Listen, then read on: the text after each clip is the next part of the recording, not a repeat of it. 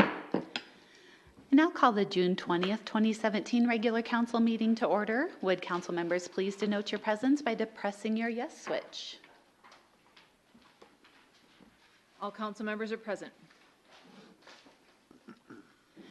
Interim City Manager Becker is unable to attend the meeting tonight because of a family emergency, so we welcome Assistant City Manager Belzer, who will be acting City Manager for this meeting. Council meetings are televised and can be viewed on cable channel 192. Anybody out there want to lead the Pledge of Allegiance with me? All right, please join me in the Pledge of Allegiance.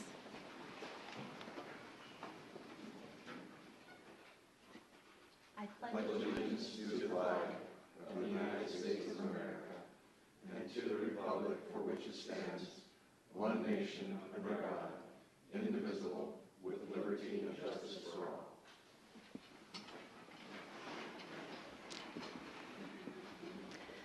Thank you, everyone.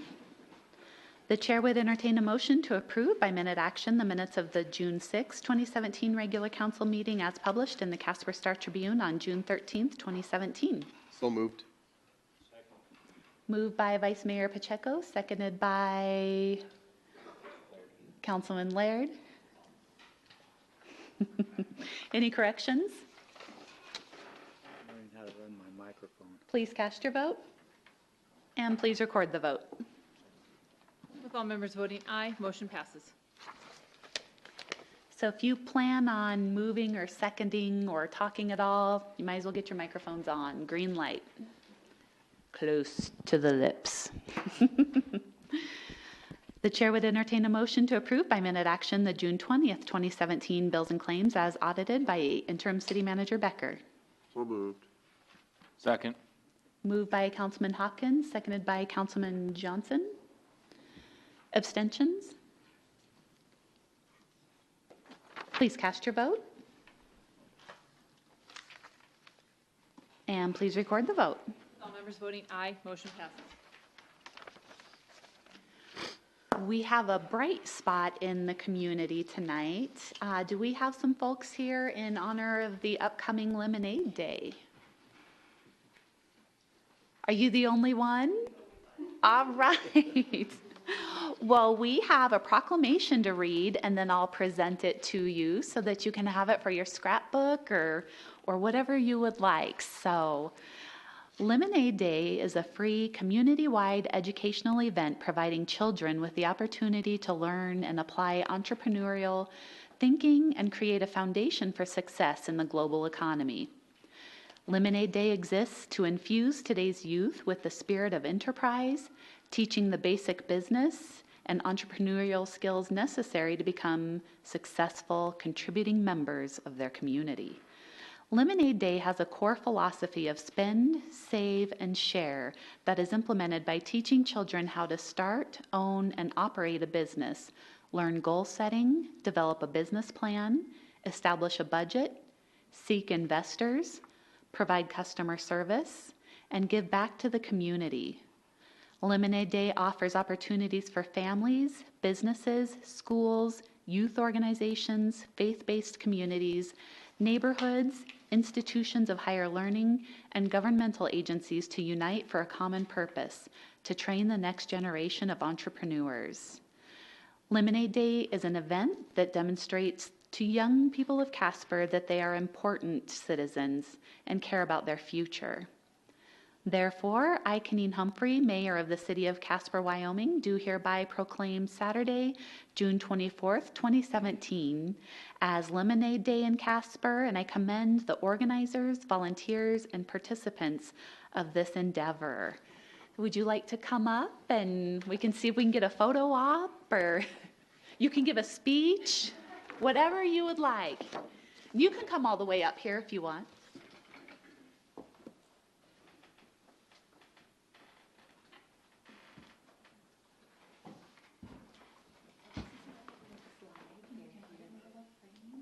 Okay, who's our photographer? Are we doing Tom? Tom and Tanya? Okay. So, and then you're just stuck with me. So we'll look at Tanya. Tanya first. Okay, now we'll torture Tom.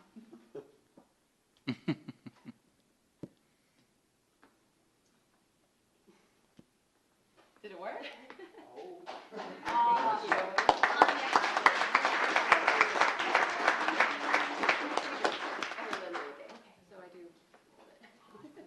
But I encourage everybody to spend money on Saturday on lemonade. These kids have worked really, really hard. We're expecting over 400 lemonade stands all over Casper. So please just take 10 minutes, $5, go around, buy lemonade from these kids because they've earned it. Thank you. Thank you. Lemonade's a great way to flush, right? That lemon juice.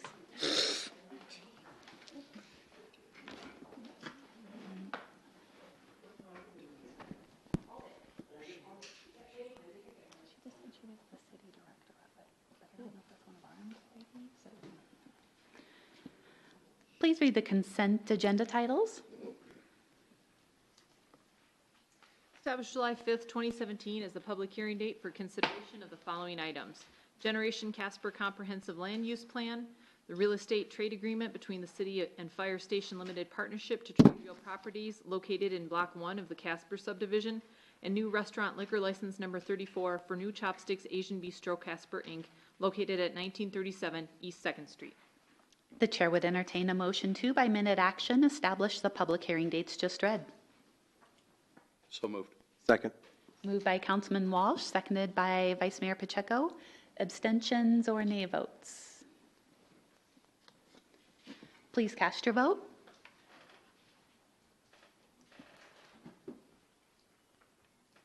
Jesse, one more time. And please record the vote. All members voting aye, motion passes.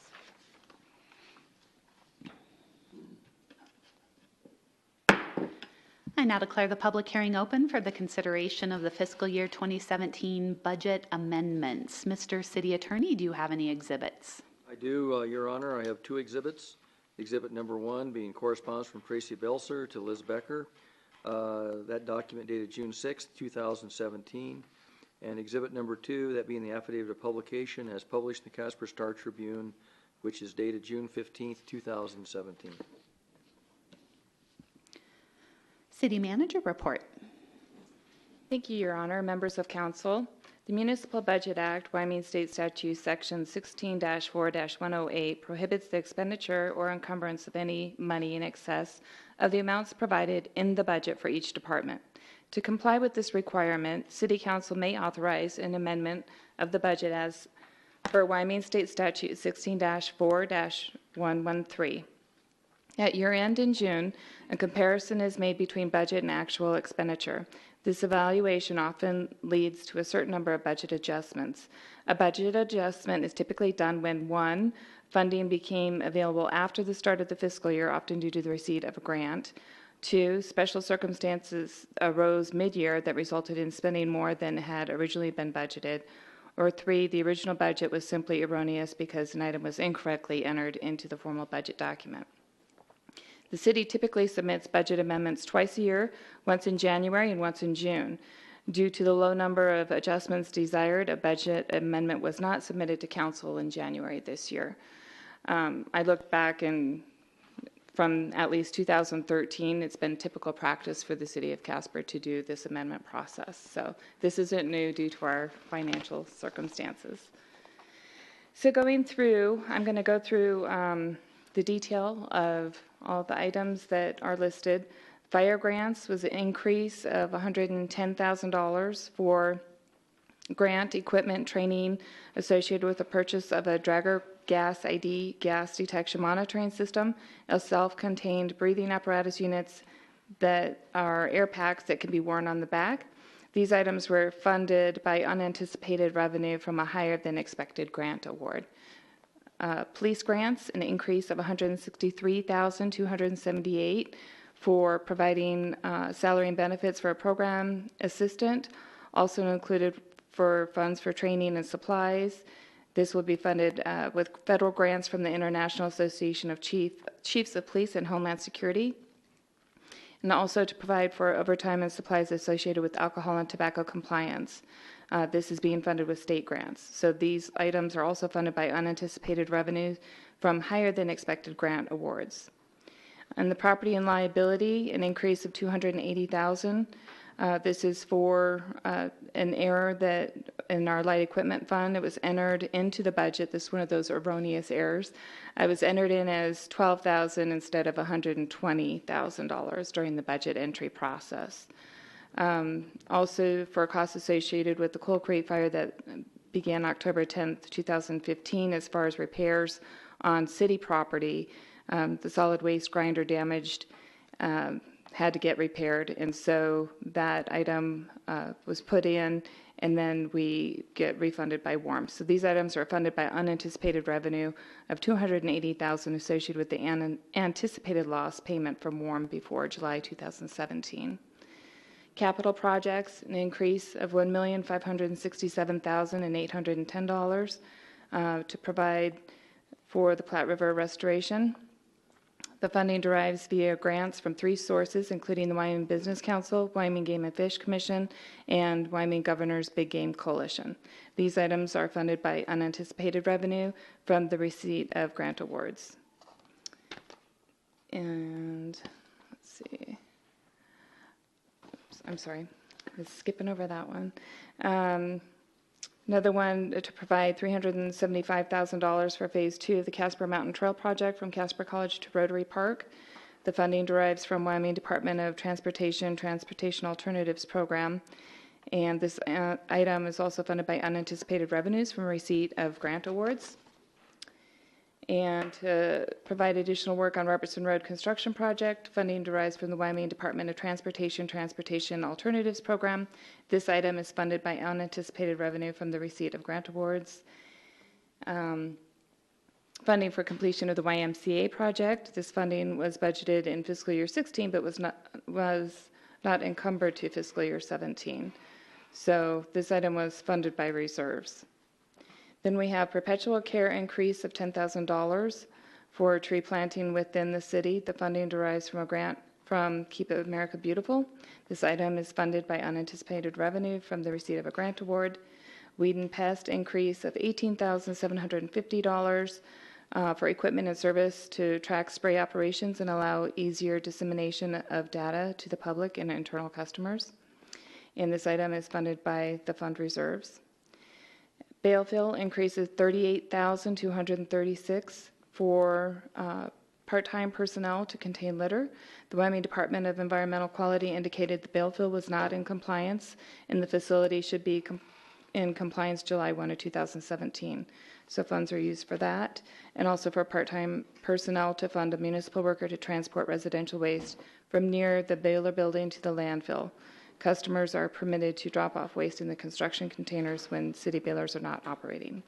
These items are funded by reserves of the fund itself.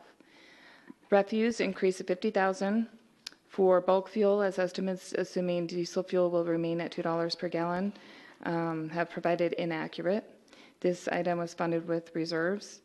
Water increase of $45,498 for a portion of the roof repair project for the water treatment plant, and a portion of a system development charge study. These items were funded by Regional Water System.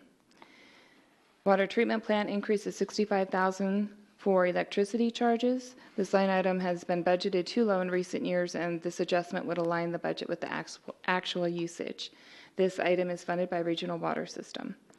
And revolving land increases of $1,080,000 for the purchase of the Plains Furniture Building, appraisals of city-owned property, demolition work associated with the Plains Furniture Building, and property taxes on city-owned property. These items are all funded by reserves. The Opportunity Fund increase of $432,750 for a loan to the Casper Housing Authority for the Roosevelt Building and land. This item is funded by reserves. And that concludes the report. Council will now listen to public comment. Public hearing comments are limited to 5 minutes, and please, no duplication of speakers will be allowed. At this time, I'd ask those individuals who wish to speak in favor of the fiscal year 2017 budget amendments, please approach the lectern.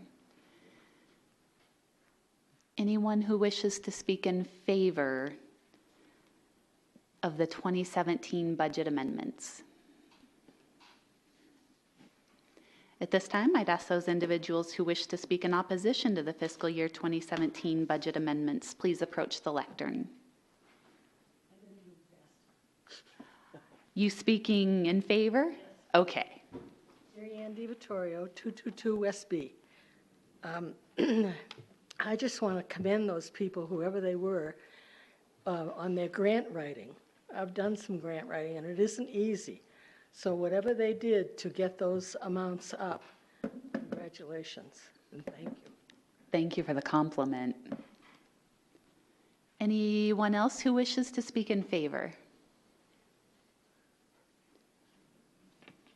Okay, we'll go back to anyone who wishes to speak in opposition. Good evening. Good evening. Keith Rollin, 542 South Durban. I'd like to speak in opposition to 2 points. The first one is $268,000 for the YMCA. I know it was budgeted in the past. We clearly have the money in the account. We just haven't paid it to them. I am not in favor of the city basically subsidizing another entity's business operations. That new YMCA is great, but the trouble is it has a negative impact on other privately owned gyms in the city. The gym I work out at is close to being closed because we lost a lot of memberships, people going up to the Y. And I'm sure it's probably impacted others. I mean, it's a great thing, but the thing is the city is spending money to subsidize somebody else who's hurting private enterprise in the city. My attitude is don't give them this 268 if I know you're reneging on the deal, but if they, to cover this, they can raise their fees, the monthly or annual membership fees to cover the shortfall and therefore become more competitive with other membership gyms in the city. The second thing I'm against is the $432,000 loan for the Casper Housing Authority. This has obviously great intent, but the trouble is public housing has the opposite impact on the community. It's one of these things that you think it's great, but it's actually bad, is the fact that with public housing, they usually have a very strict standards for the people who get into the buildings. So therefore, they get the better groups of people at the lower income level into their buildings. So therefore, the private sector gets sort of, I hate the word, get stuck, but they do effectively get stuck with the people who are not so great. Second thing is this is subsidize them financially. This is a loan, which I'm sure is lower interest rates than they can get it from a bank or something. So you're subsidizing the public sector and you're hurting the private sector. What they have are not as good people in there. They can't compete to renovate their projects. And eventually what happens is they get run down, they get dilapidated because they can't afford, or the people who are occupying them destroy the place, and they end up getting bulldozed down. About 43 years ago in graduate school, we had a discussion, does public housing help or hurt the local low-income people? And at that time, it was more theoretical. Now it is, in other major cities, it's been proven there is almost no, like in New York City, private lower income type of housing left. All you have is public housing or homeless people because they can't get in, because they have issues or whatever. So my attitude is, it's a great idea in theory, but it actually destroys the lower income housing projects, that's privately owned in the city. They get stuck with the garbagey people, I hate to say the word, but that's the truth, and they can't compete because they can't renovate. They don't get their income coming in to renovate their projects, and it's counterproductive. So please do not do this. In fact, if we can get a mindset is, no, we want private sector to renovate and upkeep their buildings, not having to resort all the time to public sector buildings. As we keep doing this, we become more like New York City. We will have nothing but public sector housing and homeless people. Please do not do either one of these two. Don't do the loan, let them borrow from a bank, and two, don't give the YMCA their money. Thank you. Anyone else who wishes to speak in opposition?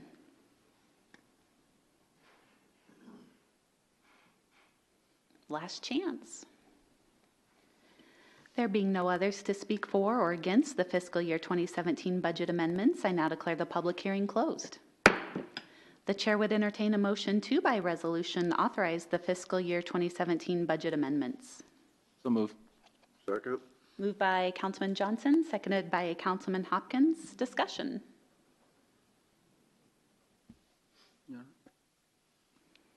Let's just go Councilman Walsh, Powell, and Huckabee.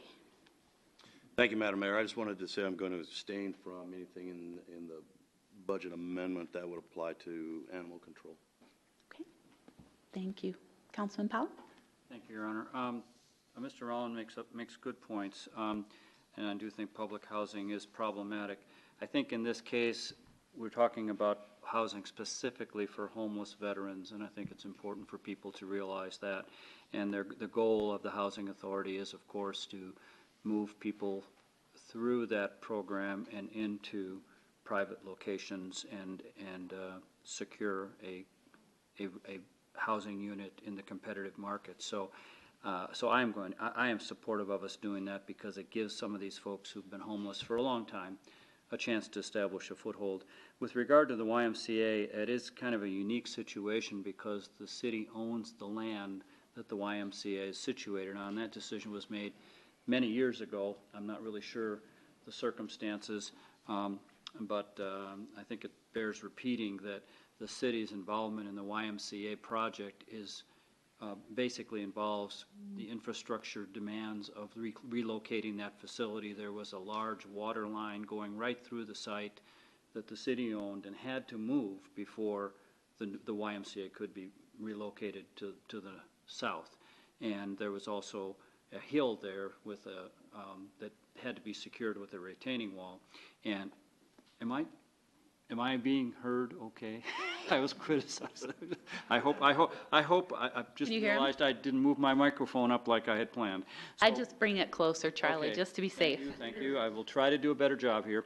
But that was the challenge that the city took on, was to basically deal with the access to the new facility and making sure the site was prepared properly. So I'm going to support both of these things, but I think these are good points that we really should be relying on the private sector for housing. There are some people in this community, the gentleman who redid the CY apartments did that strictly as a private enterprise project, and that serves lower income people, and that is what we need in this community, not more public housing. So I agree with Mr. Rowland in that respect. In this case, though, I think it makes sense because of its specific target population. Councilman Huckabee. I do agree with you on the YMCA issue. I have never been in favor of that, especially since we have our own rec center that needs a great deal of improving. However, I would like to point out that the Casper Housing Authority was incorporated by the city of Casper in 1974 and technically is the city's housing arm. And I absolutely disagree with you on the housing issues, whether it comes to certain groups or creating housing for fair market rate. Having worked at that organization for several years and seeing the growing need and the amount of homeless population we have here that are not transient, I think that is something we need more of. And I think that Mr. Grant Marsh would probably disagree, and he's making a profit off of his properties. So, Councilman Morgan. Thank you, Mayor. I just want to speak about the loan that we did give the Casper Housing Authority that was specifically for veterans, as Councilman Powell mentioned. Just some stats that go behind that. According to the U.S. Census Bureau, 5,000 veterans are in Casper. 8.1% of those are at or below the poverty level. So of those people that are at the poverty level, we now have 6.7% with a disability. So this is going to help those veterans. We're also going to make more money off of that loan that we're giving them as we would just with the bond, that just because the rate or percentage rate of return is extremely low in this market, and that's why I'm supporting it. Thank you. Any further discussion? Amendments? Please cast your vote. And please record the vote. With the abstention, made by Councilmember Walsh, noted. Motion passes.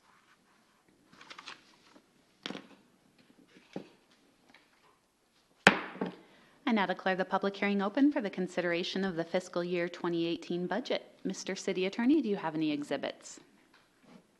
I do, Your Honor. Two exhibits for this item also. Exhibit number 1 being correspondence from Tracy Belser to Liz Becker, dated June 2nd, 2017. And exhibit number 2, affidavit being the affidavit of publication as published in the Casper Star Tribune, dated June 15th, 2017. Thank you. City Manager report. Your Honor, members of council, incorporated first-class cities and towns must adopt either an annual or biannual budget. A public hearing must be held to receive public input on a proposed budget, and a final budget must be adopted by the City Council within 24 hours of that hearing. Formal budget preparation began in November 2016 for the budget that has come before you today. Every department worked to prepare the proposed budget. The interim city manager's proposed budget was delivered to City Council on May 12, 2017, and at that time it was also available to the public on the city's website. City Council reviewed the proposed budget over a series of 4 work sessions that were held between May 22, 2017 and May 30, 2017. The proposed budget accounts for a significant weakening of the statewide economy. It includes citywide expenditures of $128,163,000, exclusive of internal transfers, which represents a $54 million reduction in budget spending as compared to fiscal year 2017. The general fund, which supports many core government operations, has been particularly impacted by declining sales tax revenue. The original budget, as prepared by city staff, was to have the general fund use $4.5 million of reserves in fiscal year 2018. The budget has since been modified per City Council's direction. In particular, financing for many outside agencies has been reduced. The training budget for the police department has been significantly enhanced, and upgrades to police department tactical shooting range have been funded. City Council's modifications reduced the city's reliance on general fund reserves by $410,833. If we move forward with the city manager, I am sure that we will be actively working on the budget and may see amendments to what is proposed tonight. And we do already have scheduled meetings with department heads to do the presentation, if we do get a city manager next week, to continue to work on this. And that concludes the report. Thank you. And I'm reading this correctly, I believe. We reduced $54 million of expenses from 2017 to 2018. I really want to highlight that. I think that's phenomenal. That's amazing work. So. Council will now listen to public comment. Public hearing comments are limited to 5 minutes and no duplication of speakers will be allowed. At this time, I'd ask those individuals who wish to speak in favor of the fiscal year 2018 budget, please approach the lectern. Anyone who wishes to speak in favor?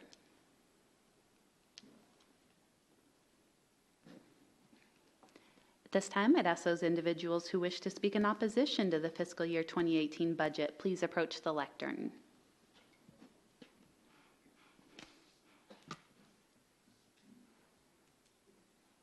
Good evening. Good evening. I am surprised. I moved here about 14 years ago, and I think we have, oh, I'm sorry, I should say who I am. Keith Rowland, 542 South Durban.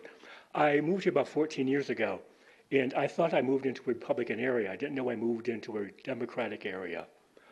We're spending like crazy. The city council has been spending on a bunch of capital projects over the years. My attitude is it reminds me of New York City.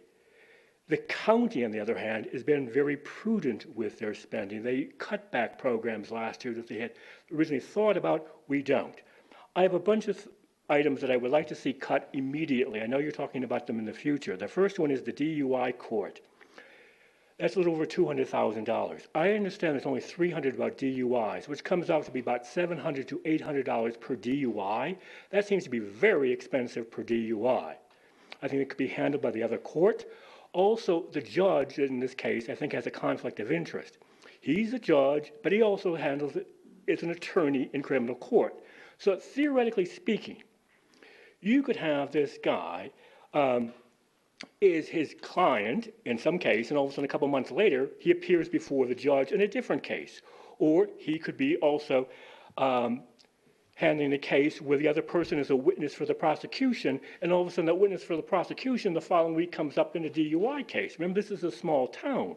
So its potential for conflict of interest is very large. It's not like a million population. It's expensive, and the guy that's currently involved is a conflict of interest. I think this is one thing that we can go immediately, knock it out tonight. Second thing is CADA. There's $400,000 for them that they basically don't tell us anything. Out tonight. That's it. If they want to come back and get it, they can come back and get it maybe as an adjustment later on. But tonight, they're not getting it. The Platte River renovation thing. I heard the lady make a presentation that's going to flood the Platte River and flood some homes and whatever down there. My attitude is we, the taxpayers, are subsidizing private landowners that were so stupid, I hate to say the word, but they are stupid, to buy that kind of level of weight by the water where you might flood. I'm sure they got it very cheap. So now we are going to pay for the project, so basically increases the value of their homes that they got for cheap, the land. No. If you want this done, you pay for it yourself, not me, the taxpayer. Another thing I'd like to see is 5% pay cut across the board. That way we don't have to lay off anybody. No one's going to get hurt. No one's going to be, worried about their kids and everything else. 5% is very easy. And if someone says, oh my God, it's going to kill me, I doubt it. Plus, if you're talking about laying off other people, I'd rather see a little bit of cut from everybody else. Other people in this city have cut hours, they cut shifts, they're not doing overtime. Other people are being negatively impacted. The next thing is, I think our forecast for sales tax receipt, like last year, I thought was insane because we're actually forecasting an improvement in the second half of the year, which we did not see, which I told you I thought was crazy. This year, we're talking about almost level. That's wrong. I think we need to be prudent and assume it's going to be a little bit lower. So therefore, instead of having a $5 million coming from reserves, next year at this time, it might be even a lot more we have to come up with money. And another point is, I think the pay for this city manager of $195,000 is grossly too high. Grossly too high. That's paid more than the mayor of Denver. The mayor in Cheyenne makes about $95,000 base. We're paying our city manager $100,000 more. We're also paying them more than the mayor in Denver? No. My final point is Wyoming statute 16-4-105, which talks about accumulated retained earnings. This restricts what you can spend out of your reserves, out of the general fund. It can only be used for for legal obligations, for if you have anticipation of property tax receipts that you have not received yet, for emergencies, or for final, if you're using a 2-year budget, you can use it from 1 year to roll over into the next year. How can we legally come out of our general fund reserves? I don't see any of those things. Last year, I objected, but I thought it was under the emergency category. But we can't keep spending out of reserves and claim this is an emergency under which one of these, because we're very restrictive on this, which one of these are we using to pay that $5 million in reserves? I think we need to tonight, I don't mean next week, next month, and kick the can down the road. We need to make decisions tonight to cut some of these things, and if we want to, we can bring them back into the budget, but tonight, cut those. Thanks. Oh, you did good. 5 seconds. I'm impressed. Trust me. I used to be in debate. I can keep a track in my mind. All right. Is there anyone else who wishes to speak in opposition?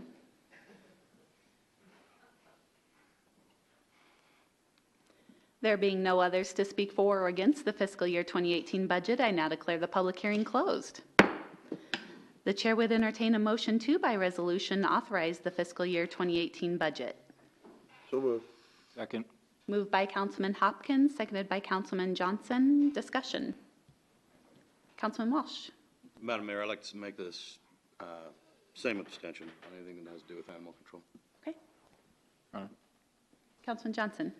I just want to say that I think a lot of us have some concerns about the budget still, but the point here is to pass this, let the new city manager come in, take a look at it, and then fix it later. The budget can always be amended, always. And it doesn't mean we're going to be spending $5 million in reserves in a week. It's not going to happen. So I think this is the prudent thing to do. Councilman Laird? Mr. Rowlands, you said some things I agree with. But, and I'm going to vote against the budget. And I'm doing that only because I think there were some things we should have cut. I'm not sure I agree with what you say you want cut. But I also think we really made a good move in hiring the city manager. I think he's worth more than $195,000 a year, especially when we pay the Wyoming Cowboy football coach $1.5 million a year. This guy has proven himself. He worked here previously. He balanced the budget in Gillette. He had to cut that budget $60 million. So we're not bringing in a big spender. We're bringing in a guy who understands reality. And I'm really comfortable with this guy. I hope he proves me right, and I think he will. And I think he will make some. He will think about this budget deeply, and so I'm comfortable with that part.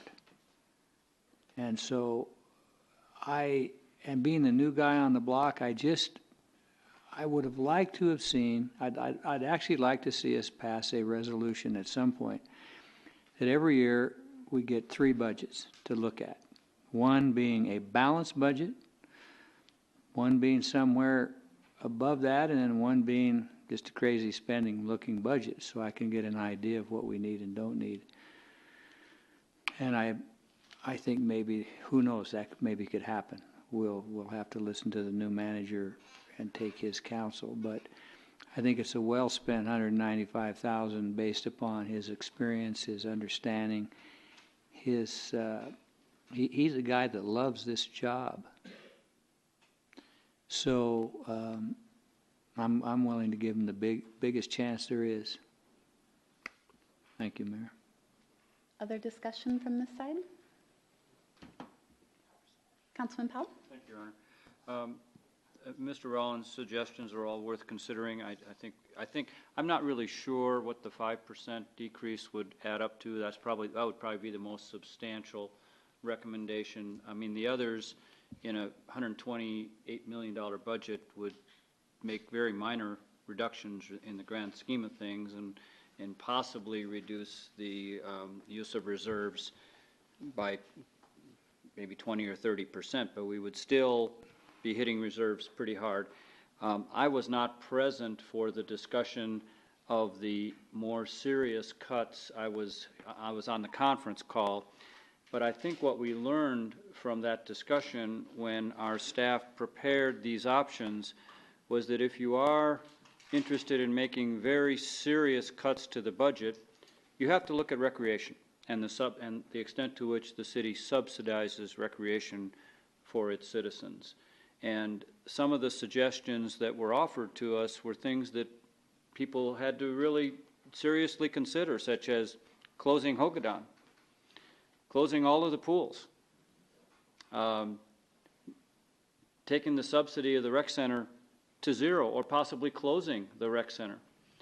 And I think when people talk about making big cuts, it sounds attractive until you start looking at the consequences of those big cuts. And I also want to say that, I mean, several people have made comments about Carter Napier's arrival, and that, you know, Carter has expertise in creating a balanced budget based on his experiences in Gillette, and surely he does. But Carter Napier can't print money. And he may have some useful suggestions, but if we really wanted to develop a balanced budget, Carter Napier would be looking at the very same problems and the very same serious decisions about what kind of a city do we want to have. And he would have to look at things, and will have to look at things like closing recreational facilities or reducing subsidies to the point where many people cannot afford access.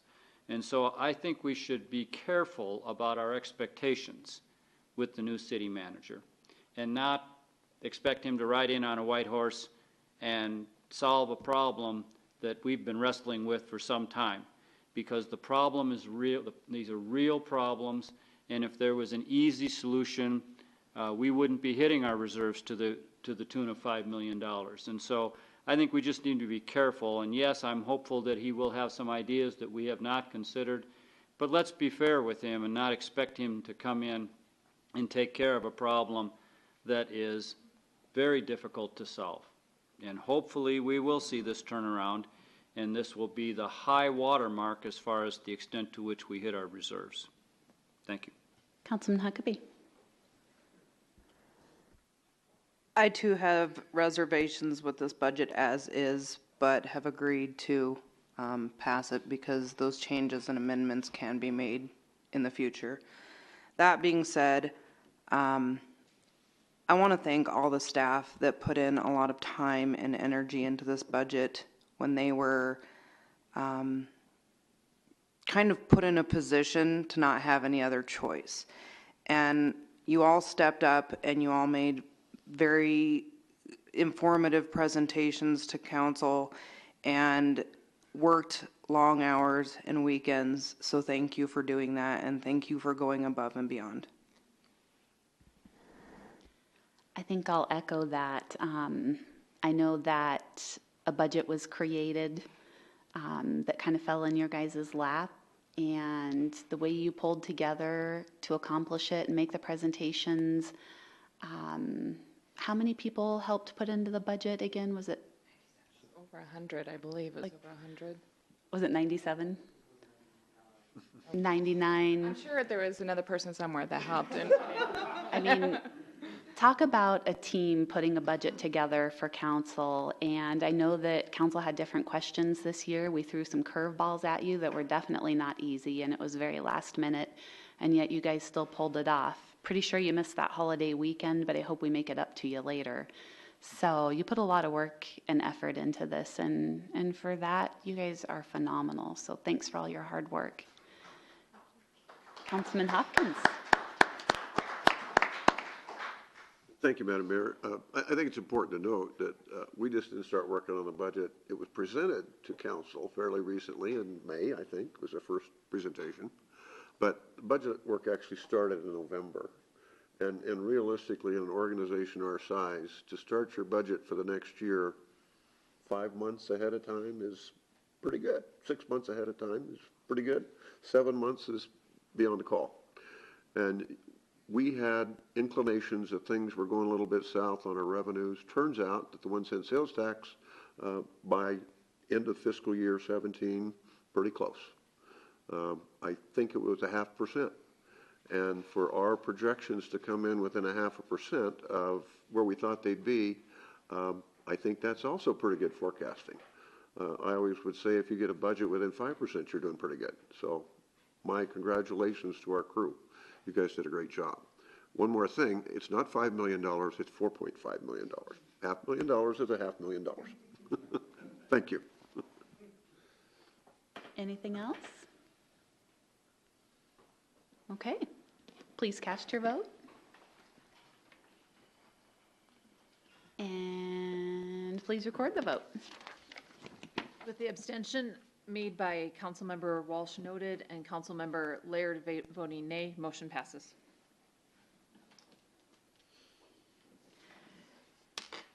Council will now discuss the ordinance for the alcohol ordinance changes pertaining to dispensing rooms. Because this is not on the consent agenda, it will be open for discussion by council. Please read the ordinance on third reading as amended by title only. An ordinance amending Chapter 5 of the Casper Municipal Code to change the requirements for restaurant dispensing rooms, removing references to dispensing rooms for various types of licensed liquor establishments, and to apply regulations to licensed buildings for establishments with restaurant liquor licenses, retail liquor licenses, resort liquor licenses, limited retail liquor licenses, bar and grill liquor licenses, permitted microbreweries, and permitted satellite wineries. The chair would entertain a motion to approve on third reading the ordinance just read. So moved. Second. Moved by Councilman Johnson, seconded by Vice Mayor Pacheco. City Manager report.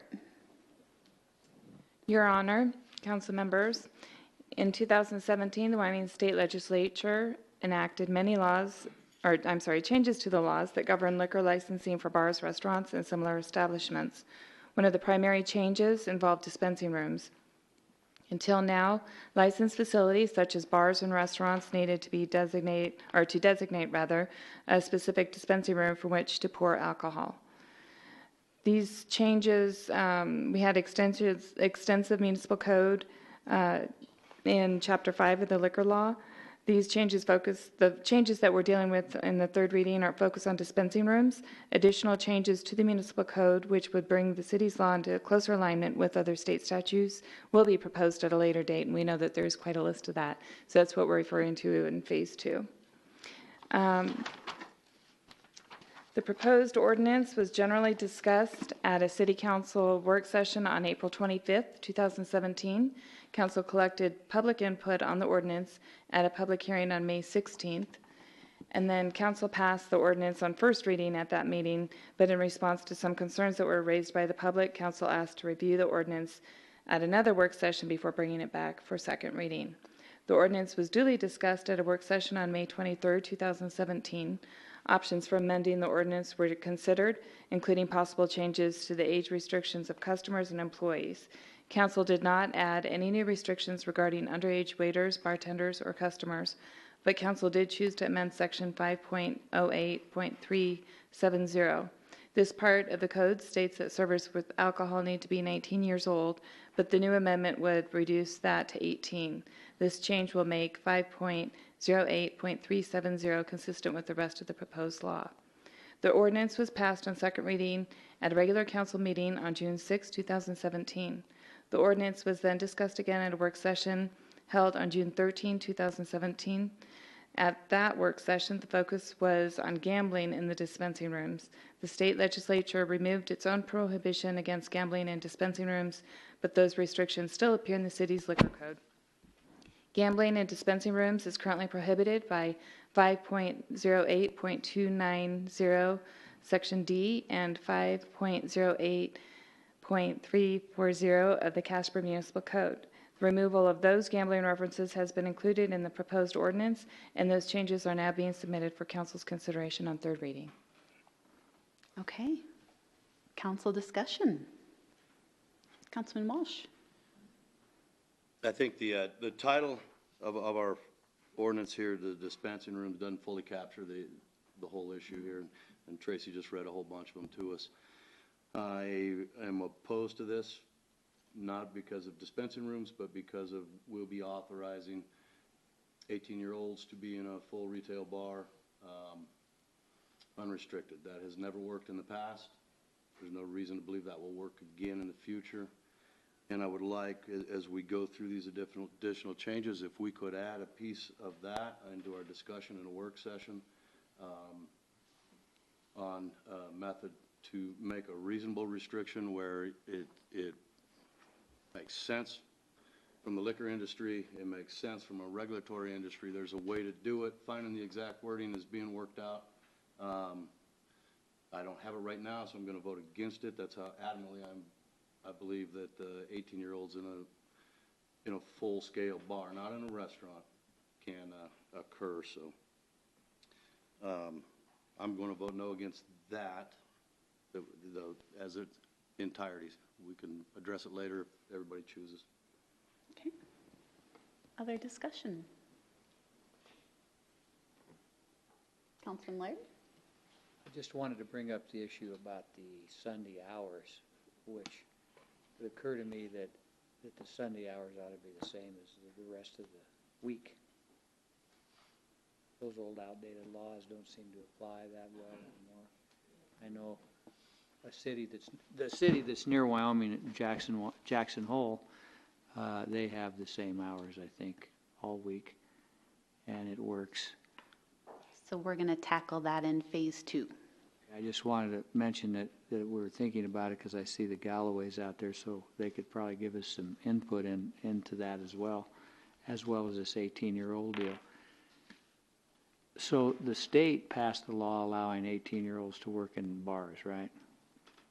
That's a state law, and then we're able to modify that to fit our needs here in Casper. And I tend to agree with Chris on that I don't think 18-year-olds between 18 and 20 should be behind the bar.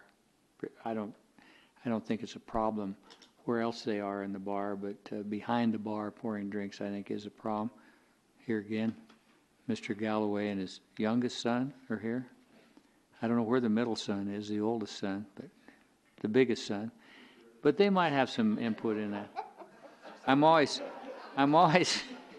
somebody's got to run the joint. Huh? Yeah. So that's my thoughts on the whole thing. Okay, anyone else?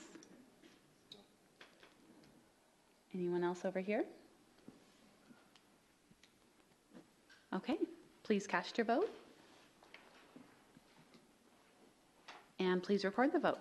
Councilmember Walsh voting nay, motion passes.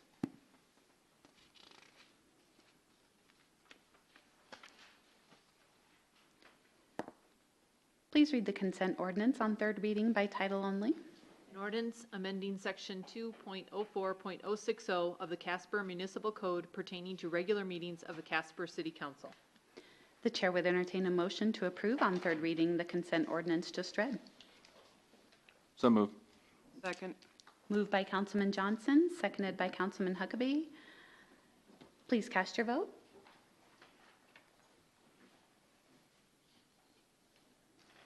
You sure? This is on the. Oh. No, I'm not sure at all. I thought I was Madam Mayor, may I change my vote? Yeah. We haven't recorded yet, so you're good. Please record the vote. All members voting aye, motion passes.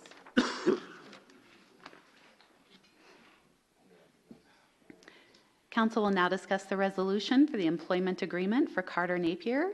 Because this is not on the consent agenda, it will be open for discussion by council. Please read the resolution by title only.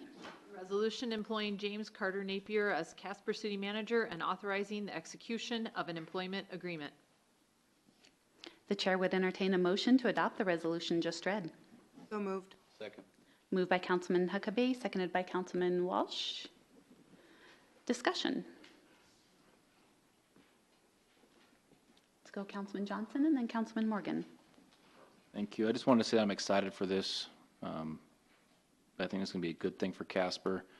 And I also want to clarify, I don't think that Carter's going to come in here on a white horse, but he's going to have some really good ideas. And I think that it's prudent for us to let him look at things before we knee-jerk reaction change things because of whatever reason. So that's why I voted for the budget, and that's why I want to wait to see what he has to say about it before we make any type of change on it. So congratulations to Carter, and I can't wait till he gets started.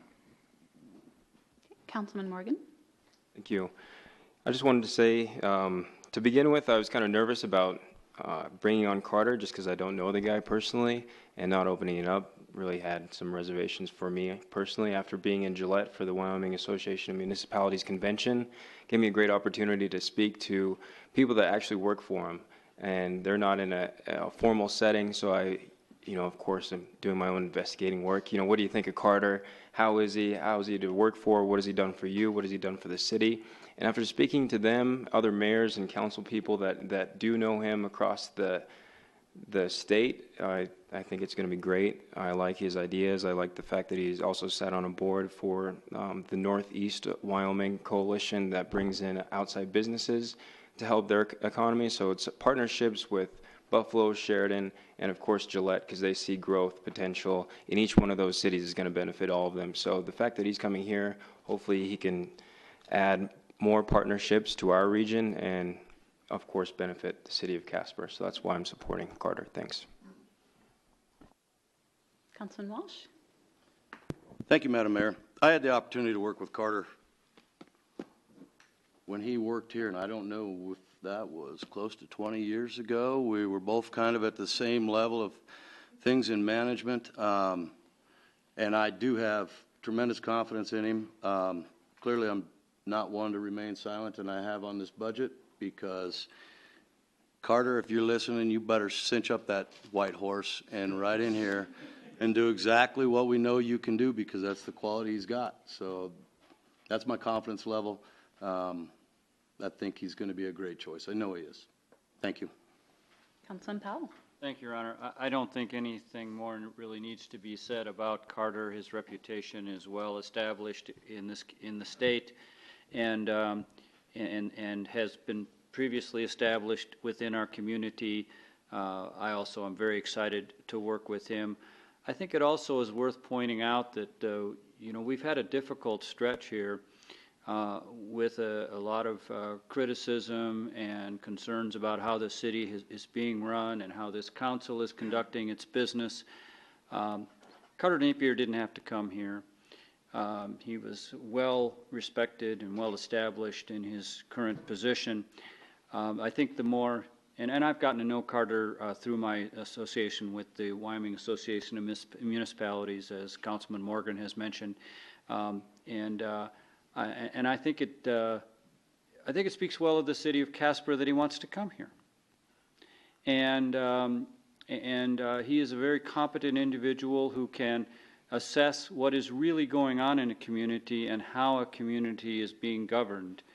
And I think it is fair to say that the closer he looked at our circumstances, the less concern he had about some of the difficult events that we've gone through over the last 6 months, and the more impressed he was with the people that are currently here, including this council. And so I think it speaks well of this community and speaks well of how our government has operated, that he wants to come here and be part of what's going on here. And I know that he is very excited to become a member of our community again. And so I think this contract, we can speak highly of him and be hopeful for all the things that people have mentioned that he will bring to this community.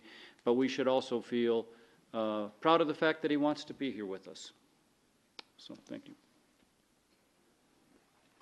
Councilman Laird. Thing I liked the best about Carter is that he's a dedicated family man. And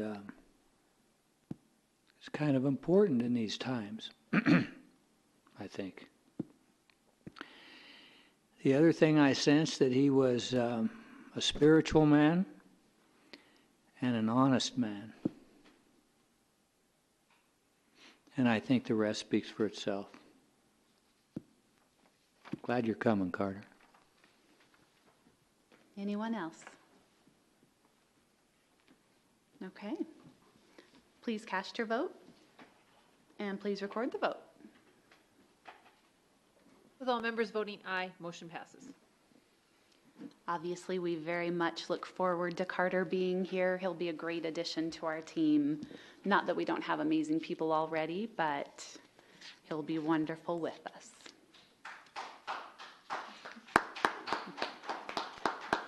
Told you I had a plan, Pat. Council will now discuss the resolution for animal control services. Because this is not on the consent agenda, it will be open for discussion by council. Please read the resolution by title only. A resolution authorizing an agreement between the City of Casper and the user entities of Natrona County, Town of Mills, Town of Evansville, and Town of Bar None for the provision of animal control services. The chair would entertain a motion to adopt the resolution just read.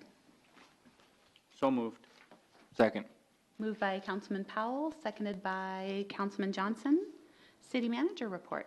Your Honor, council members, since 1984, the municipalities in Natrona County that provide animal control services have desired to coordinate, centralize, and economically operate a combined animal shelter and enforcement service, and have agreed to participate in the funding of such services based on the ratio of each entity's calls for service.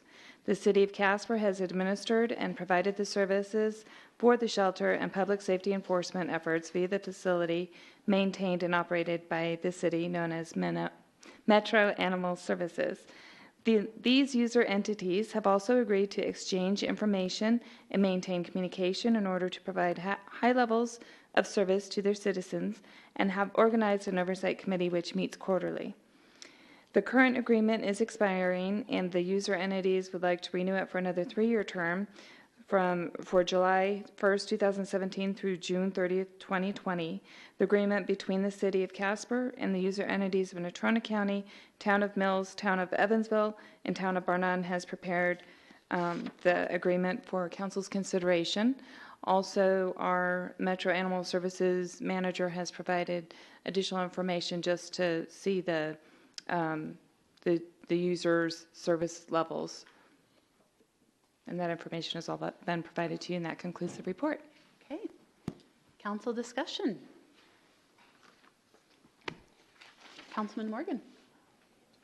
I just wanted to explain why I wanted this off the consent agenda. Originally, I didn't know if there was any subsidies coming from the town of Mills, Evansville, Barnon, or the county.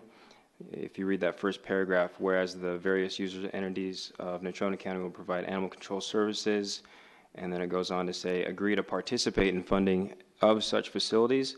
There's no actual percentages or values in there. So after speaking to the interim city manager and then also more information provided from Metro, they do participate in giving over $350,000 towards that fund, and then Casper picks up that 70%. That's right around that $900,000 mark. So I'm happy about it. Hopefully the other participating people in this contract will agree to those terms, and we can move forward. So that's where I stand. I have more information. I feel comfortable in voting yes for this. Councilman Laird. Well, I just wanted to make sure that these other towns are paying their fair share. I don't want this to be like NATO and, you know, the United States paying everything and they get a free ride. So if they're paying their fair share, I'm happy with it. Do we feel like they're paying their fair share? I believe so. Okay. Anyone else? Councilman Yeah, Hopkins? when you look at the numbers for 2016, you just run the numbers and it comes out between 72 and 73%. And that's what, in fact, was in the documentation. So they're in there. Everybody's in the ballpark. Okay. Anyone else? Please cast your vote.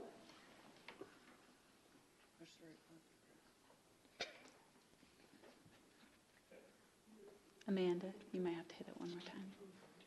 And please record the vote. With the abstention made by Councilmember Walsh noted, motion passes. Please read the consent resolutions by title only. Item 9C1, a resolution authorizing a professional services contract with Casper Area Transportation Coalition, Inc., a Wyoming nonprofit corporation for fiscal year 2018. Item 9C2, a resolution authorizing a lease for the use of certain city-owned vehicles to Casper Area Transportation Coalition, Inc., a Wyoming nonprofit corporation for the transportation of the elderly, disabled, and general public for fiscal year 2018. Item 9C3, a resolution authorizing a lease to Casper Area Transportation Coalition, Inc., a Wyoming nonprofit corporation for 2 buildings, parking area, and adjacent land at 1715 East 4th Street. Item 9C4, a resolution approving the vacation and replat of the west half of Block 75, except Lot 4, Casper Edition, as A&B Bank Edition, and the associated subdivision agreement. Item 9C5, a resolution authorizing consent to the sublease of license agreement between the City of Casper and NCWPCS MPL 33-year sites Tower Holdings LLC, an AT&T entity. Item 9C6, a resolution authorizing a contract with All Trees LLC for weed and grass cutting and removal and litter trash removal. Item 9C7, a resolution authorizing a contract with B&B Sales and Service for weed and grass cutting and removal and litter trash removal. Item 9C8, a resolution approving a Natrona County Platte Opportunity Subdivision. Item 9C9, a resolution authorizing a right-of-way easement with Michael L. Wirgen and Joanne Humphrey for the new water transmission main for the West Casper Zone 2 water system improvements. Item 9C10, a resolution authorizing a right-of-way easement with Larry Skiles and Laura Skiles for the new water transmission main for the West Casper Zone 2 water system improvements. Item 9C11, a resolution authorizing an agreement with Headkiss Construction, Inc. for the Robertson Road South Pathway project. Item 9C12, a resolution authorizing an agreement with Andreen Hunt Construction, Inc. for the East Casper Zone 3 Water System Improvements Project. Item 9C13, a resolution authorizing the termination of G&L LLC, doing business as Caddyshack Restaurants lease for the second floor of the Casper Municipal Golf Course. Item 9C14, a resolution authorizing an agreement with Installation and Service Company, Inc. for the East 26th Street Improvements Project. Item 9C15, a resolution authorizing an agreement with Trito Construction LLC for the Columbine Street Improvements Project. And item 9C16, a resolution authorizing amendment number 4 to the Natrona County Travel and Tourism Joint Powers Agreement. Thank you. The chair would entertain a motion to adopt the consent resolutions just read. So moved. Second. Moved by Councilman Walsh, seconded by Councilman Johnson. Abstentions or nay votes? Please cast your vote. And please record the vote. All members voting aye, motion passes. Please read the consent minute action title. Authorizing Brew Story LLC, doing business as Frontier Brewing Company, located at 117 East 2nd Street, to sell malt beverages. The chair would entertain a motion to approve the consent minute action agenda item just read. So moved. Second. Moved by Vice Mayor Pacheco, seconded by Councilman Johnson. Please cast your vote. And please record the vote. With all members voting aye, motion passes.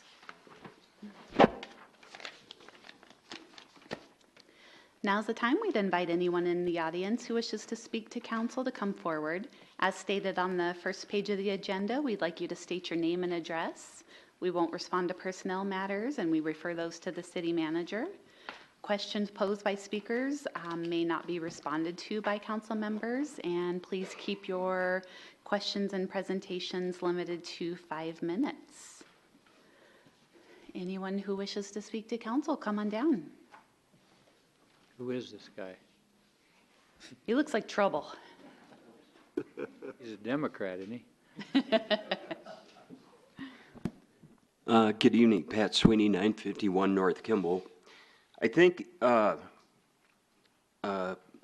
was going to put this great speech together and didn't do it, so you'll have to bear with me. But first, it's notable, tremendously notable, that we went from, because of leadership, because of staff, from a $170+ million budget with $54 million in cuts, and then onto this budget, and that's in a basically 1 year time.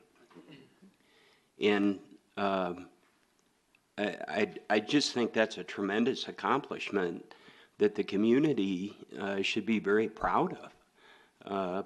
And it's probably insignificant to note, but the actions that council has taken with the hiring of the city manager has saved us,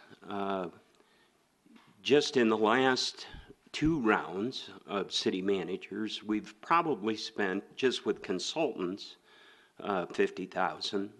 But that doesn't include get-togethers with community folk.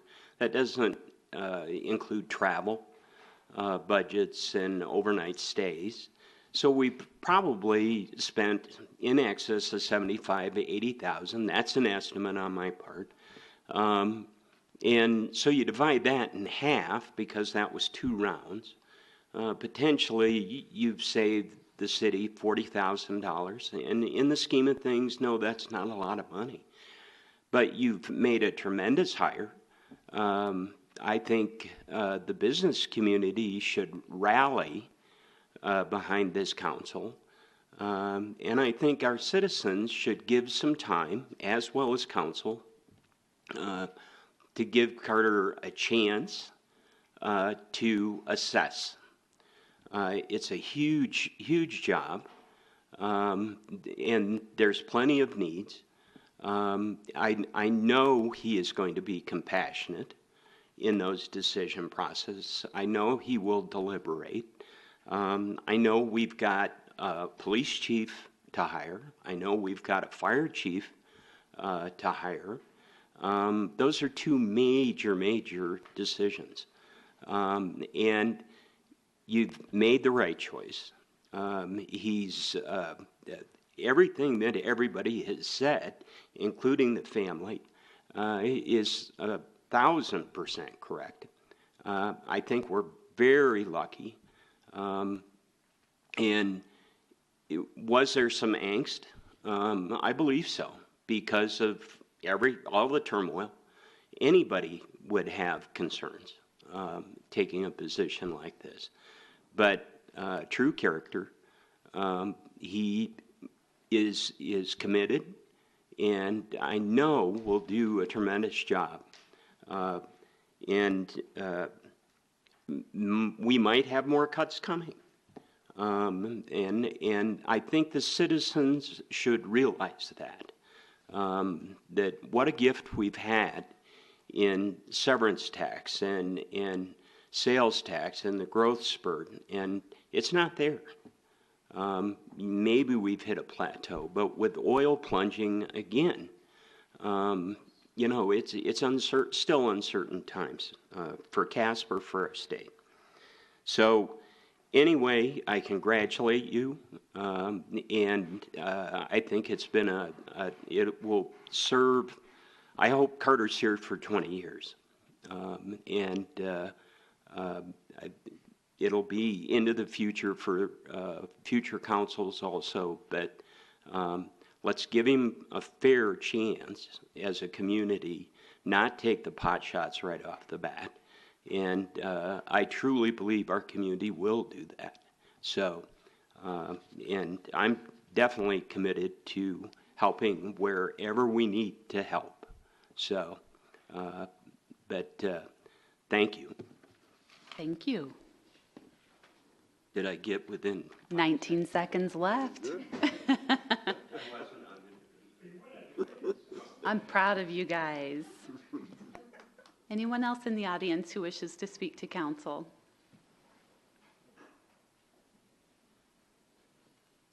Good evening. Tom Morton, 353 South McKinley. I would like to comment on city finances.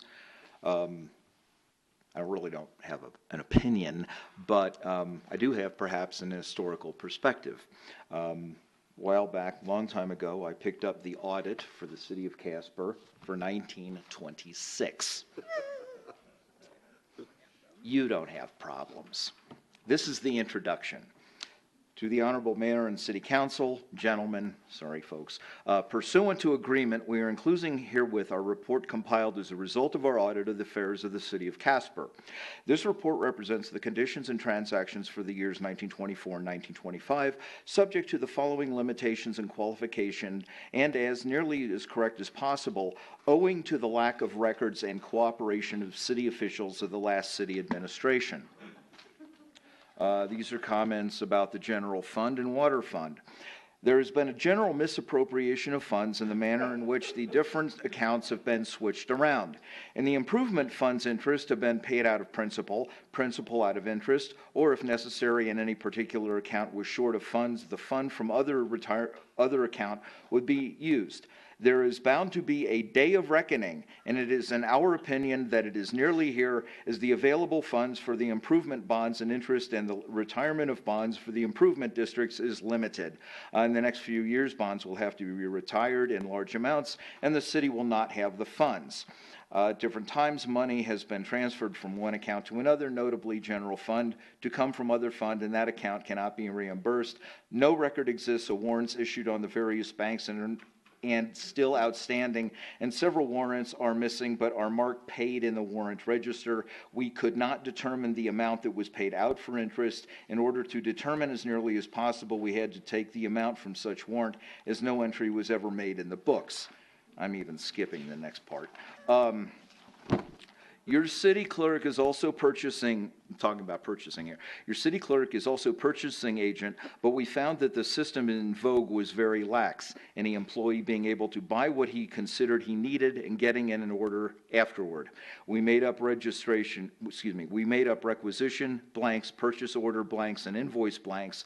This system will be worthless if all of the different checks made out as to price, extensions, and authority for purchases are not made. All city invoices should bear the acknowledgement of the firm or individual from whom the merchandise was purchased. This is not being carried out at this time, nor has it been done in the past, but according to the state statutes, this must be done. Now, as far as records go, at the time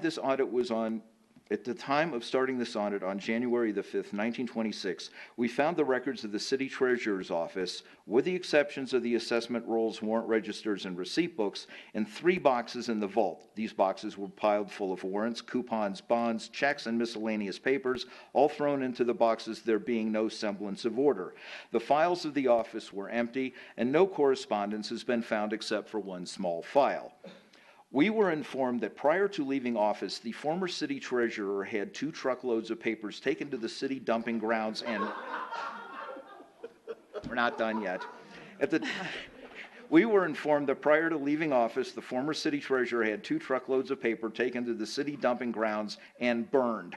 This can be verified by talking to W.H. Burnett, now employed by this Casper City Garage, or Charles Burton, employed by the Health Department.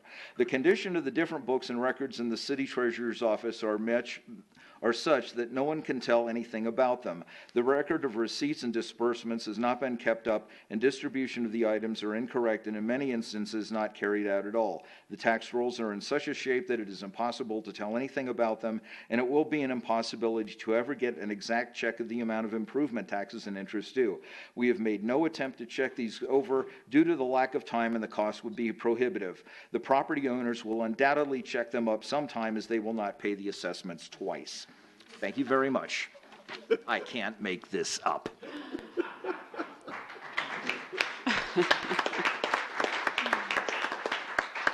It's been a long couple months. I think we needed that, and, we're not so bad after all. Yeah, and then came 1929.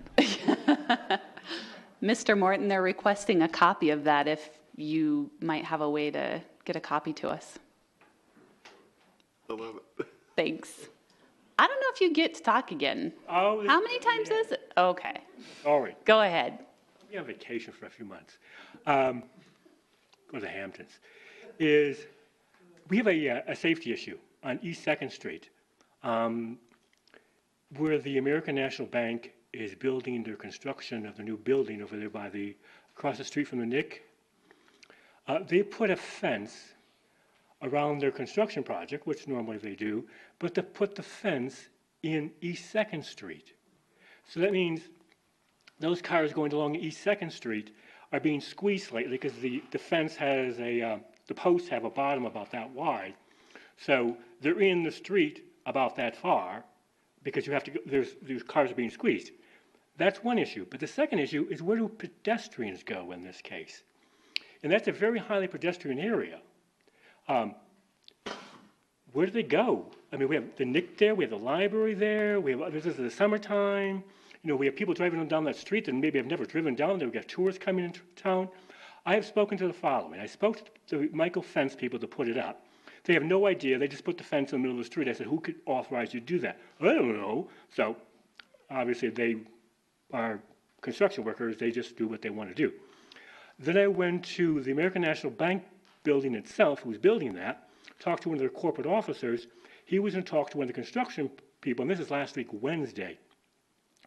He didn't agree or disagree with me, but he understood the possible reason that something needs to be accommodated with. Then I talked to Aaron in our planning department. I said, is there accommodation or a stipulation in the building permit that was given to them that what would be done with this? And he didn't know because it wasn't part of the process. This is last week, Wednesday. As of today, it's still there. If you're walking down there, you can't walk anyplace. Now, we've had a history of problems with safety here. When we did the renovation of the Wyoming National Bank building, we did the canopy building over the sidewalk. However, that wasn't up to code. It was made with plywood and 2x4s. which did not meet the code. The code either had to be a PSI number or built with planks. When I talked to the person in charge of enforcement there, he adamantly said he will not enforce the PSI. He thought the number was too high. I said, sir, that was not your decision. That's the way the building code, the commercial building code thing that we approved every so years when it's modified, states. He wasn't going to enforce it. But in this case, we really need to do something. We need to move the fence possibly into the construction property about 3 feet or so. Just move that fence in there. And when they're actually working on that particular area, either laying sidewalk or whatever they're doing, then at that point, take one of the lanes from East 2nd Street and put those orange bumper type of things, wherever it is, and let that be so where the people can walk. Right now, there's people walking there, and if you're walking to your back to your traffic, if you're walking east, you got cars coming to your back. If you're walking the other way, at least you can see them and hopefully you can avoid them. But I mean, if it's the back, and remember, kids are walking around. You know, parents assume there's a sidewalk down there and they send the kids to the library. Well, you know, if someone's 18, fine. If someone's 7 or 8 years old, I don't know if they know what to do in that area. I think at this point, it's very simple. We just tell them, listen, you got to move the fence in 3 feet, and that's it. You know, let them walk on the dirt. But we can't have that like that where it is now. That's a safety issue. Okay. Do we have somebody that can look into that? Yeah, we'll get back with you tomorrow. I have your phone numbers. Okay, thanks. I'll get an answer and Okay. we'll touch base with him and make sure there's no safety concern. Okay, thank you. Your Honor, Go ahead. I was actually going to bring that up tonight because they also took out that on-ramp thing. It's gone, so I don't know how they were even able to do that. And then they put the fence in all the way up to the stoplight. So that little on-ramp thing is gone. It's been demolished. It's also into Kimball Street. It's also, the fence is into Kimball Street. So you have that part side easy also. I was hoping you were there, but Aaron was there instead. Sorry. Go ahead. Aaron did pass that along to the building official. He went out there and verified that the fences are where they're supposed to be. You're correct, the free right turn is going away on that corner. One of the reason is the bank that's being built will have an exit very close to that corner. So having someone come around that corner extremely fast with that free right turn. Isn't that a public roadway though? Wasn't that a public roadway? We're going to square up the corner to slow people down and increase the distance from the exit for the new bank that's going to be built. So it's all within the right of way. We're just squaring up the corner instead of allowing that free right turn. So is it safe? During the tear out, unfortunately, we do have to, it's hard to phase that and tear out. You know, it's better to tear it all out at once. The building official, it would be better if it were inside the sidewalk, but unfortunately that part's going to be torn out too. So they're doing the best they can right now, and hopefully it's a short-lived thing. But I will send them a note and have them check it again. I think we can look at alternatives too, as far as their sidewalk, maybe post a sign for an alternate route for people that are there. So we'll look into that and address it and provide everybody an update. Okay. Perfect. Thank you. Anyone else in the audience who wishes to speak to council? Good evening. I'm Shannon Neal. I live at 2382 Sagewood Avenue. I'd like to thank the mayor for coming to our first bicycle safety kids awareness, and thank the fire department, the police department, the sheriff's department for showing up, and a lot of vendors. Wasn't the turnout we expected, but we've learned a lot over this, and I just really appreciate your time that weekend. Thank you very much. It was my pleasure, and you guys did a great job. And I almost stole the fire truck, but then I figured I'd get in trouble, so I didn't do it. I was thinking about it. Anyone else in the audience? Good evening. Good evening. Dennis Steensland, 533 South Washington. I do appreciate everybody using their mics tonight. I've had trouble in the past, and I told Kaneen I tried to do it at home on the channel. I could not hear a thing. It was a total waste of time. So I've passed that on twice now. They do have a good system. All we got to do is use it, I guess. I did have a concern with that bank thing too. Didn't quite understand it, still don't quite understand how they can can cut that up that way, but I'm sure that'll be all worked out. My reason for stepping up, Frontier Brewing Company, at a work session or a council session, they made the comment they would only be selling brewed beer. What went on that it changed to where now they're wanting to sell malt beverages as well as brewed beer? Is it brewed beer or is it wine?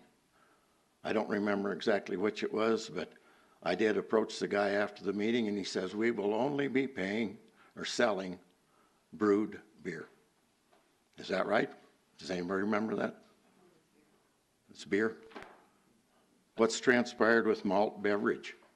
I think we kind of talked about this in the pre-meeting. I think we're going to discuss that in more depth later on. Okay. I love that. The term malt beverage is a term of art within the state law. To be very, very specific, malt beverage is defined as any fluid, substance, compound intended for beverage purposes manufactured from malt, wholly and in part, or from the substitute thereof, containing at least half of 1% of alcohol by volume. Effectively, it means beer. It can also mean hard lemonade and perhaps one or two other substances, but malt beverage and beer are effectively synonymous. Thank you for that.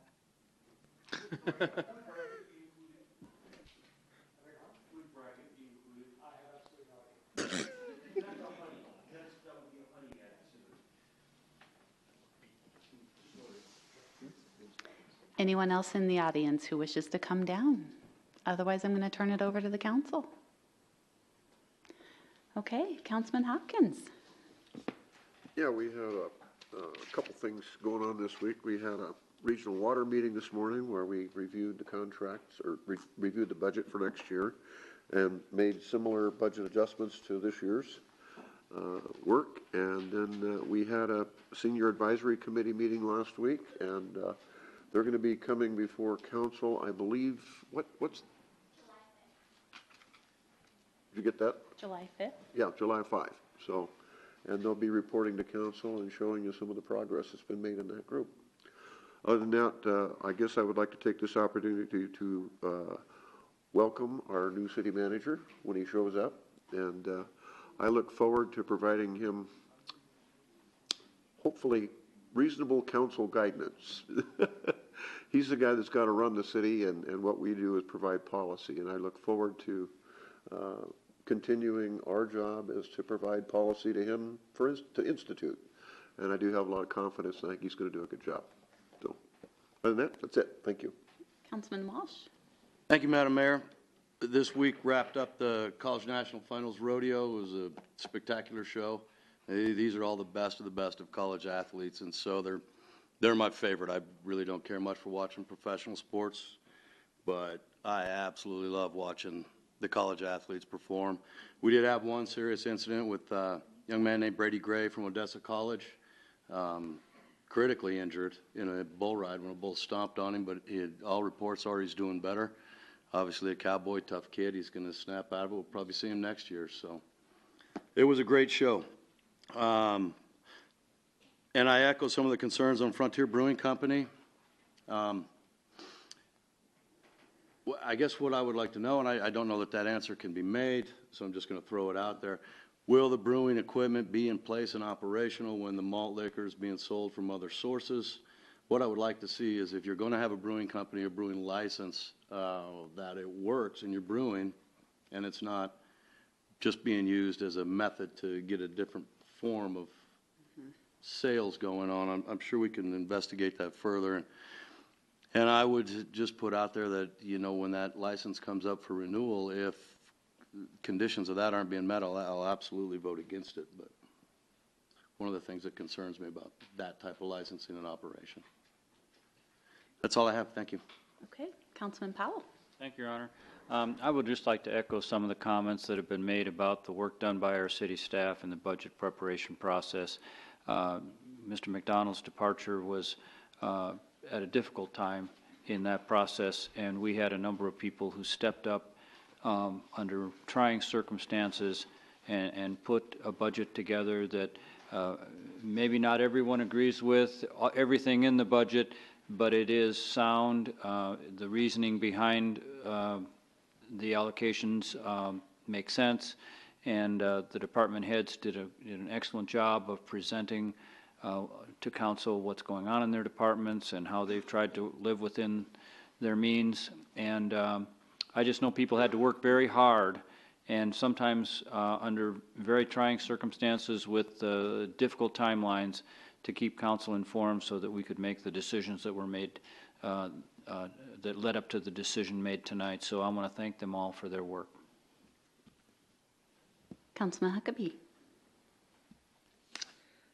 We had a chamber board meeting today, and they discussed that they have 16 participants in their junior leadership Casper coming up. I believe that's for kids grades 8 through 12, and that will be happening the 26th through the 30th. They're really excited about that.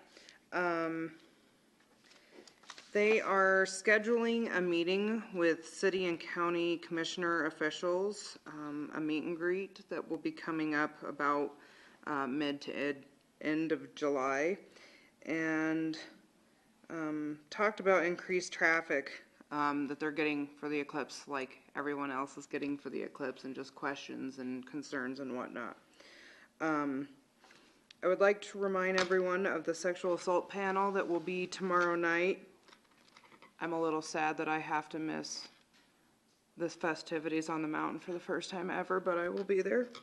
7 o'clock at Durham Hall at Casper College. My hope moving forward, I want to say thank you to the police department for getting that back on the schedule and having that move forward.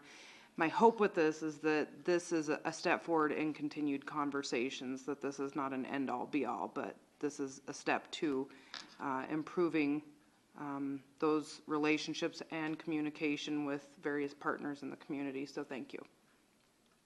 When is it? Tomorrow. There's 24 hours in tomorrow. 7 p.m. Okay. Councilman Laird. The thing that has impressed me in the couple of weeks I've been here is the city employees are great people. I mean, everyone I run into, they're smart, they pay attention, they want to do a good job. Sometimes they're handed things that nobody would really want to do, but they seem to rise to the occasion. And I look forward to more of that, really. And I hope that we get on Facebook and we get our own message out. We can beat the press with our message if we do that. By a couple seconds anyway, that's about it. I really appreciate you, Mayor. I think you're doing a great job. Thanks. Truly. I'm getting to know everybody else. Is there an ordinance that prevents people from getting full pay if they abstain more than twice at a meeting? I'm only kidding, Chris.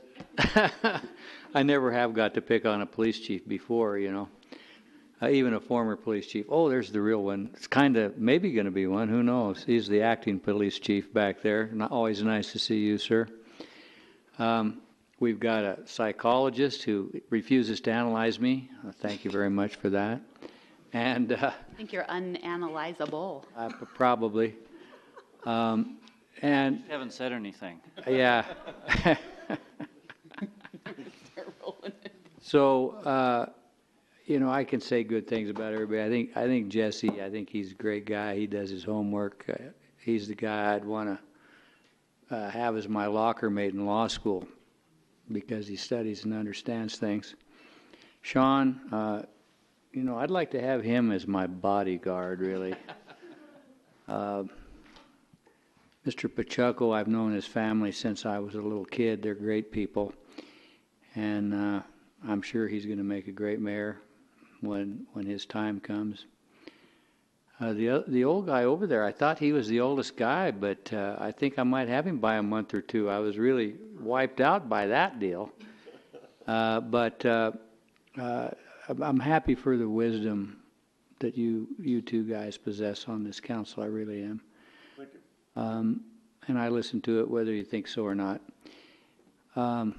Amanda, who is another person, I'm always astounded at the people she's talked to on a particular day and knows all these little ins and outs and has her ideas. And she's a dangerous woman, guys, I'm telling you. You know it. But the mayor is really a good person. She's kind to people. She allows people to speak. She's smart, and she does all that, and she still runs her job really fine, from what I'm told. So I'm proud to be on this council. We have a city attorney who's been here a long time. He could probably go teach municipal law down at the law school if he had to. And it seems hard for me right now because there's so much I have to learn and understand, but I've got a lot of great people I can learn from, and I really appreciate that. Councilman Johnson. I don't have anything. Councilman Morgan. Thank you, Mayor. Yeah, I just wanted to, first off, before I forget, I'd like to see some of those documents from 1926. My friend's great-grandpa was first elected to council, Councilman Gallus, in 1926, and then served in 1934. So just if he signed anything, Poppy might like it. Well, so before Prohibition had ended, the mayor and the sheriff both had to go to Cheyenne because they were indicted on bootlegging charges. So at that point, my friend's great-grandpa became the mayor at that point, and then charges were dropped after that. But anyways, I'd like to see it if you get a chance. I've been continuing talks with National League of Cities. There's a representative at the Ymca convention in Gillette, and we are participating members in that National League of Cities, and part of the benefits of that is, I guess, an insurance plan. I'm not sure if that is a benefit entirely for your water and sewer line. That's something that's provided through them. Also, there's a prescription drug program that is provided through that program, so it mainly helps people who are un- or underinsured. If they have prescription medicines that they typically use on a daily basis, they could possibly get a discount, so it might save them $5, $20, maybe $100, who knows, dollars. So it's something that we're looking into, and hopefully we can provide that for citizens of Casper. And a concern was raised to me. I wanted to talk about it in the pre-meeting, talk about it now, and then we can discuss it at our next work session. Anytime that, I guess, city paving crew or whatever the case is, if it's possible to provide a cost, if we didn't put it out for bid, for example, of why we're doing it ourselves and not the private sector, and what the cost savings is as why we chose to go that route. And that's really all I have. Thank you. Councilman Pacheco. Just one thing, I just wanted to also echo everybody else's comments about Carter coming. Excited about that and wanting him to know that he has a full 100% support of the council. And we're looking forward to him being here, and we're at his disposal. Excellent. I think you guys covered everything. And Dallas, welcome to the team. I think we've got a great team going here. The next meetings of the City Council will be a work session to be held at 4:30 p.m. Tuesday, June 27th, 2017 in the Council's meeting room, and a regular Council meeting to be held at 6 p.m. Wednesday, July 5th, 2017 in the Council chambers. The Chair would entertain a motion to adjourn. So moved. Second. Moved by Councilman Walsh, seconded by Vice Mayor Pacheco. Please cast your vote.